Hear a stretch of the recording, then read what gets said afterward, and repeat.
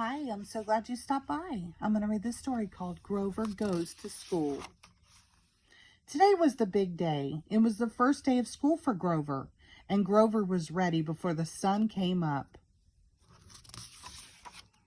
His mother gave him a brand new pencil box, a new box of big crayons, a lunchbox full of jelly sandwiches, and a big hug and kiss goodbye.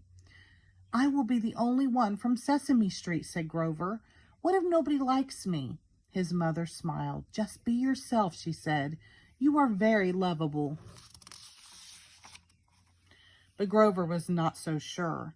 He walked slowly to school. "I will try hard to make everyone like me," he said. At school, the teacher gave all the children a big hello. "My name is Mr. Lester," he said.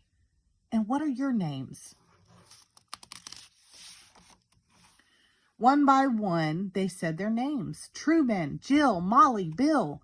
"Oh," said Grover to himself, "there are so many children." Finally, it was Grover's turn. He stood up and said shyly, "I am Grover, and I want to be friends with everybody."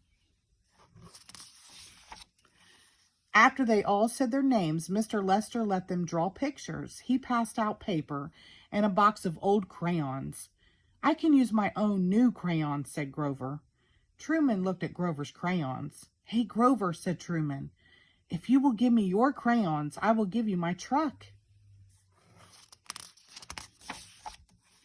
Grover looked at the toy truck. It was missing 3 wheels, and Grover loved his new crayons. "Oh, dear," Grover said to himself. "If I say no, Truman will not like me." So he gave his crayons to Truman and tried to play with the truck. Bumpity bump bump went the truck. It was not much fun. Soon Mr. Lester said, "Time for milk and cookies, but before you eat, you must clean up." Then Grover had an idea.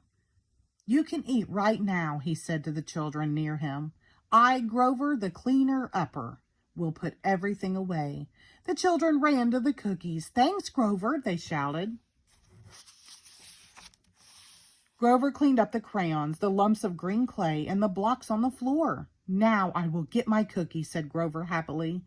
But all the cookies were gone. "Oh, no, we forgot to save a cookie for Grover," the children said. "It is okay. I do not mind," said Grover sadly. Soon it was time to play outside. "I will ask my new friends to play hopscotch with me," said Grover. But they were already jumping rope. "You can turn the rope for us," said Jill.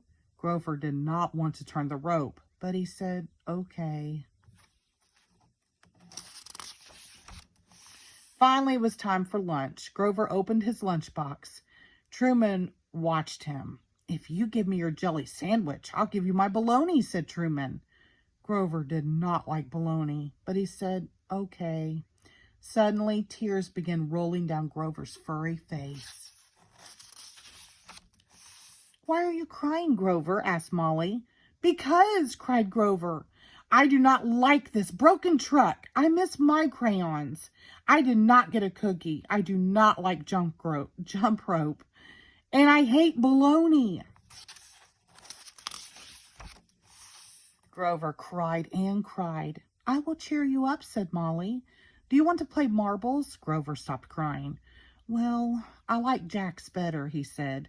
"I do not know how to play jacks," said Molly. Grover started crying again. "But maybe you can teach me jacks," said Molly. Now Grover really stopped crying. "Oh, yes, I am so happy to teach you." And he really meant it. Molly got up to threesies. Then it was time to put away the jacks and learn to write. Grover opened his new pencil box. "What a neat pencil box," said Bill. "Want to trade?" Grover looked at Bill's pencil box and then at his own. He thought for a minute. Then Grover shook his head. "No," he said. "I like mine better." "Okay," said Bill, and he was not mad. Grover was so happy. He smiled at Bill. "Do you like jacks?" asked Grover.